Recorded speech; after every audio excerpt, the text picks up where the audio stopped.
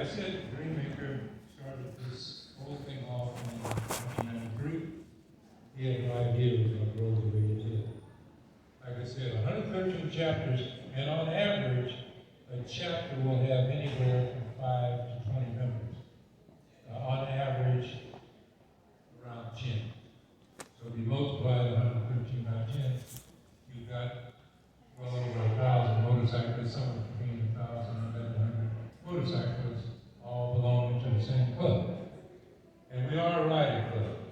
And when I say that, I mean, yeah, we ride around town too. But the Buffalo Soldiers, they look across the country. And so do we. We're riding all over the country. The president and his wife, they rode from here to Milwaukee last year. Milwaukee, Wisconsin. For the Harley Davidson anniversary. And they rode from there, I guess they just didn't get enough riding. They rode down to Tampa, Florida, where our national was taking place. So we are riding motorcycles. And to give you, we're also predominantly African American club, but we're open to everybody. Anybody can join as long as you're willing to uphold our mission statement of those three things. We ride, that means you have to have a motorcycle, 750 cc's or larger. We do good in the hood. We community service work, we work on that. And then the last thing, we educate the general public on the rich history of the Buffalo Soldiers. And that leads me right into why we're here now, to do just that. The Buffalo Soldier story. One of the things I like to do is put it in perspective of where it belongs in history. And to get a full understanding of that, we have to step back a little bit. It started in 1866, and it was over in 1944. However, even though it started in 1866, we have to step back a little bit before that, because that was right after the Civil War ended. And if there wasn't any Civil War, there would have been no Buffalo Soldiers. So we have to go back a little bit. And I'm going to spend a lot of time on the Civil War, but there's some key points that I think need to be brought out. In 1861, the Civil War started.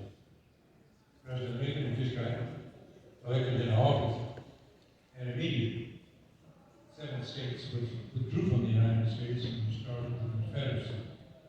They wanted to get out because they thought, and they knew in fact, that it looked like their slave days were over. All of their slaves were going to be taken away.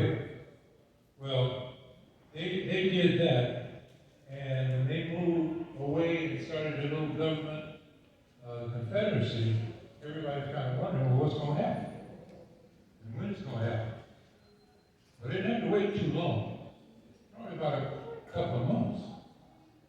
Because in April of 1861, which is about 2 months after the president took office,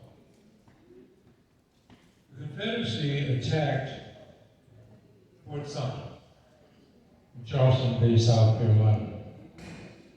Southern forces attacked one of the Union forts. And that's how the Civil War got started. Okay, that's good enough to know that. We'll fast forward real quick. 2 years to 1863. President Lincoln wrote his Emancipation Proclamation, which immediately freed over 3 million slaves. The first slaves got freed right at that moment. And many of those slaves left and joined the Union Army in support of the President and the Union Army in trying to win freedom for everybody. So there was at least 3,000 soldiers or 3,000 slaves that came in and they joined with the Union. They didn't join the Union, they joined with them. Because they were only fighting for freedom. They weren't being paid, they had uniforms and everything else, so they could recognize them and not get actually have a shot. But they weren't paid to do that. They did it because they wanted to do everything they could to guarantee that the North would win. Because with the North winning, that was it. They knew that there was a good chance that slavery would be abolished. So that was the next thing that happened. And if you move from that point, we know that the war did come to an end.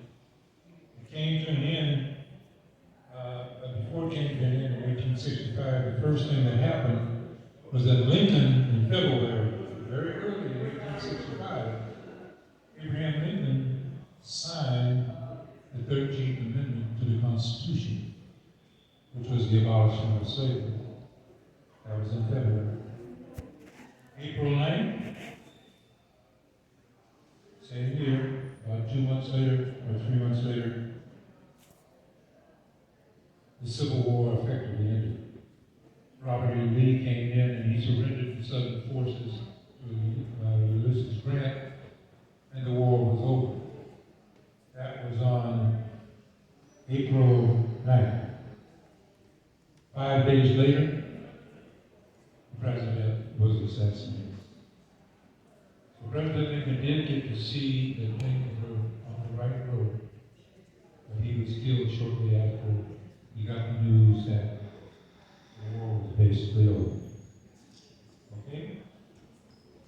Moving right along, even though the 13th Amendment to the Constitution was passed in February, it didn't actually get ratified into law until December 6th of 1865. That's when it was ratified into law and it became a legal document that was forever standing.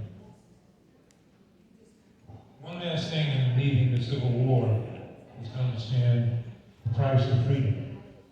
Sometimes it's pretty expensive. When the Civil War ended, when the last shot was fired and the smoke cleared, approximately 688,000 Americans killed by Americans lost their lives. Think about that. A little over 500,000, and they were killed by Americans. Of the dead, the North lost 360,000, the South lost 258,000. There were 180,000 African Americans that participated in that war, and 38,000 of them lost their lives. And of course, the last thing, Abraham Lincoln was assassinated. Okay, we move right on to June 13th, 1866. The 14th Amendment to the Constitution was passed and was ratified 2 years later, July 9th, 1868. I did say the 14th Amendment to the Constitution. The slaves were freed with the 13th Amendment, but a lot of them were citizens. And being free didn't guarantee them a whole lot. The 14th Amendment gave them civil rights. First of all, it gave them their membership into America, you might say. It made them American citizens with all of the full rights of all American citizens. So that was the 14th Amendment to the Constitution. Of course, the 15th Amendment, you got the right to vote. We'll talk about that one right now. With the war being settled, we now come to the Buffalo Soldiers, because we have everything in the right perspective. When the war ended, 1865, there's a map over here. And if you can imagine on that map that the United States only went about halfway across from the East Coast to the West Coast. You know, we only had 36 states at that time. It wasn't like the 48 that some of us grew up with and finally grew to 50. They only had 36 states. So everything, if you had a little bit about maps and what have you, basically from Nebraska to the north, Kansas in the middle, down to Texas in the south, everything west of that was nothing more than United States territory. territory belonged to us. I said belonged to us because we bought it. Where did we buy it from? We bought it from France. France? Who did France buy it from? They didn't buy it from anybody. France was one of those big countries at that time that was sailing all over the seas and ships down wherever they wanted to. I don't think they gave a nickel to the Indians for them when they got it. But anyway, we bought it from France. Okay? And what a deal. President Jefferson bought all of that territory from these three states, Texas and Nebraska and Kansas, all the way to the West Coast, for a whopping $15 million. About 4 cents on the square foot. For all of that territory. Once again, I say we bought it from France. We didn't buy it from the Indians. Somehow we seem to got shortchanged in this deal. But anyway, once they had the land, we had it.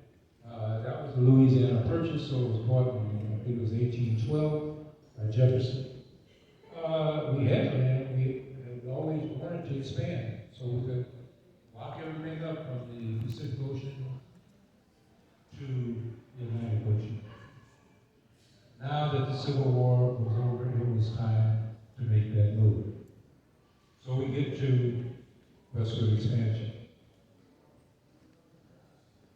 The westward expansion had 4 things that had to be taken care of. There had to be law and order established. Because a lot of outlaws, bandits, were running in the territory in those days. Jesse James, in his case, they go over there. That's where they were hiding out.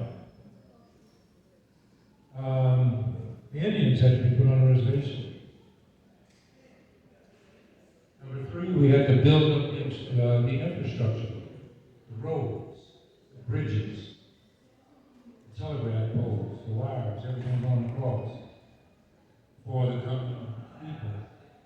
And the 4th thing is that somehow Congress had to find a way to entice the people to come west. They weren't coming here just because Congress said, well, we think you ought to go west. So those are the 4 things that had to be taken care of. And when Congress saw this, the first thing they realized they had to do is, we can't do all this army we have. We got to build up this army. Peacetime money. And so they drafted their legislation, whatever it is to do. But anyway, they told the army, you can go ahead and expand yourself. Expand. You need to get bigger. And among that expansion, create an African-American division of the United States Army. So, one of those divisions was 40,000 soldiers. It was made up of, originally, 2 cavalry units, the 9th and 10th Cavalry that we ride in armor of. And it was made up of 4 infantry divisions. They really got, very shortly, they got squeezed down into 2, and we ended up with the 24th and the 25th regiments. Their duties was to help the United States accomplish all these things that they had to do. And they knew that the job that the Army was going to really have to deal with was bringing lawlessness under control and getting the Indians on the reservation. That was not going to be an easy task. And it wasn't an easy task. And as a result of it, we ended up fighting the Indians in the Indian Wars for almost 30 years. From the 70s right on down to the very end of the 19th century. We were at war with the Indians, trying to get them on the reservation. Once they get there, they'd leave. Some would leave, you'd have to bring them back. But all of that was done in that 30-year period, approaching the 20th century. It was during one of those skirmishes with the Indians that the Indians gave the name of those soldiers. to the African American soldiers. They saw a lot of black soldiers with very dark skin, nappy hair that reminded them of the hair on the buffaloes. And they revered the buffalo for his strength, and his courage, and his power. And that's exactly the way they saw these soldiers. So they gave them the name Buffalo Soldiers. Difference of opinion as to who got it. It was first said that Edward Hatch and the 10th Cavalry was given the name by the Comanches. Later on, somebody said, no, Cheyenne gave it to them. There don't seem to be any dispute as to who got the name first, the 10th Cavalry, but it wasn't too long before the 9th Cavalry said, wait a minute, we ride horses too. So that name ought to apply to us too. So they took the name over. How long do you think it took before those infantry divisions said, no, we want a piece of this action too? They all became Buffalo Soldiers. So that's where the name came from. It was doing the wars with the Indians. Who gave it to them, really don't know, but that's where it came from. Now, you don't have the presentation that I'm giving you is one of many different presentations that we give because it depends on time. And we can't waste, we try not to waste all your time, but to give you as much information, useful information that you can take and go. If you go on Google, you can type in Buffalo Soldier, and you could be tracing Buffalo Soldiers for days, just going from one link to the other. But I would like to leave you with a few things before we end this here, because the Buffalo Soldiers didn't just fight here on American soil.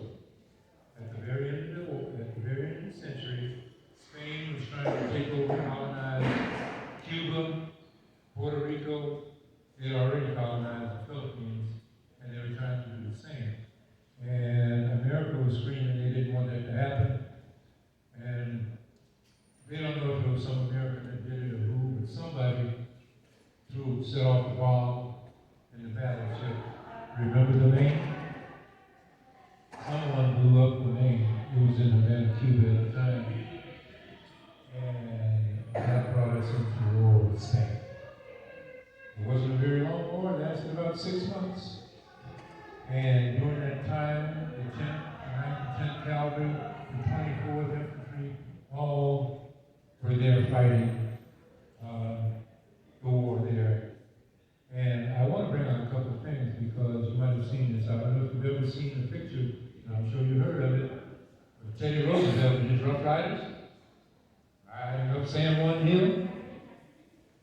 Did you hear anybody mention and say that the 9th Cavalry was right there riding with them? They were there. They did. And to add insult to injury, Teddy Roosevelt was trying to be elected president, and he did eventually achieve that. He had a picture taken of him and his Rough Riders around him, showing his ride that they got to the top, so they were sitting there by the flagpole all around and saying, yeah, we were the first ones to get up San Juan Hill. Well, there's two things that come into question on that. One is not question. That picture was cropped because right outside the limits of the picture said the 9th and 10th Cavalry Buffalo Soldiers. They were not included in his picture. Another thing that was mentioned was that while they were riding up on horses, the 24th Infantry was climbing up the mountain, fighting foot by foot for that man to get to the top. And they're not too sure if the 24th might not have got up to the top before then. The interesting thing is that the flag bearer for the 24th, saw one of his fellow soldier flag bearer dropped. He got shot. So he dropped his flag.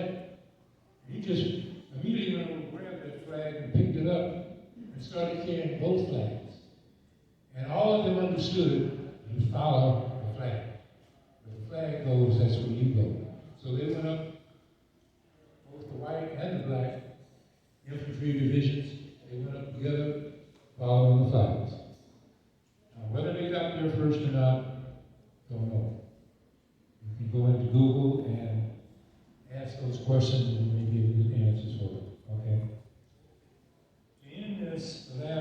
of this that I would like to bring to your attention was the fact that meant that the Buffalo Soldiers not fought here, but they fought on the international stage too, on the world stage.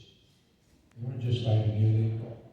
And that's when the world realized that the United States was becoming a power, equal to Europe, Spain, France. Since the birth of America, we have fought in 9 wars from the beginning. The first one for freedom, our own freedom. The second one was the Civil War. The third one was the Spanish-American War. The fourth was the Philippine-American War. The fifth was World War I. The sixth was World War II. The seventh was Korea. The eighth was Vietnam. And the ninth was Iraq. African Americans fought in all 9 of those wars. The Buffalo Soldiers fought in 5 of those 9 wars. They didn't fight in the first 2 because they didn't exist that time. They didn't fight in the last 2 because segregation had ended in the army and they had been dismantled, so they didn't exist anymore as a segregated unit. So, I guess my final statement that I would actually think I would take away from you if you were wondering about it, the answer is yes.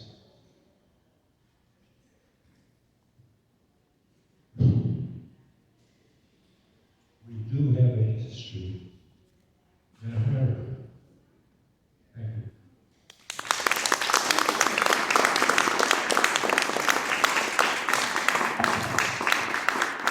Come on, let's give him another hand real quickly. The reason why I'm proud of this cat is because I dragged him up and down the freeway, or rather he dragged me 85, he's still riding this thing. It's unbelievable that he rides an 85 and he's still doing what he does. I just really want to say this from a historical perspective, just a couple things that you need to know about the Buffalo Soldiers. There's a movie about the Tuskegee Airmen. They were a part of the military regiment in the air. The Buffalo Soldiers was the military regiment on the ground. If you read about the Buffalo Soldiers, if you ever do some history, you'll find that literally the Buffalo Soldiers is the reason why we were able to conquer the West. Today, there's over 450 graves in San Francisco Presidio Cemetery right now that are Buffalo Soldiers. Those of you who know me, I know the students don't, but from the president down, I've been a part of the district now since probably 2002, 2004, as an African American teacher, as a career development teacher, as a part of everything else. But I live to literally talk about our history, from where we've come, and for us to be proud of who we are. And we need to tell our own story. I'm a part of the Buffalo Soldiers. I'm on the board of the 100 Black Men. I mean, everything that I do because of the history of African Americans. Literally, when I was 6 years old, I read the book in American history that I was born a slave. And I pushed the book back because I didn't accept that into my nature nor in my spirit. But then I had to find myself. It took me some years to discover we did come from kings and queens. And we have to empower ourselves to know from whence we've come. And everything in this country that's great, African descent people actually became a part of. And so we struggled to get through education. You got to remember, our president here is an African American female. But our journey has not been to whereas we just had scholars that could just empower people. We just started buying our own books in the 60s. because of the publishing rights and the image that was set. So we've got a lot that we have to do. Need for you to take your African American history courses so that you can really understand how valuable you are. And I'm ashamed of us fighting for our freedom. We had to fight the Indians, people who owned and nourished the land. But this country told us if we fought, we would actually gain our freedom. And so after we fought, and we fought, and we fought, we never got what they promised. And so 1866 was when we were commissioned as segregated soldiers in the Army. 1944 was when we were decommissioned. But if you really can remember the Tuskegee Airmen and how they flew and was the military might in the air, the Buffalo Soldiers was the military might on the ground. One last thing I want to say to you is that Buffalo Soldiers is famous for one woman. The woman literally was in the military disguised as a man. And they did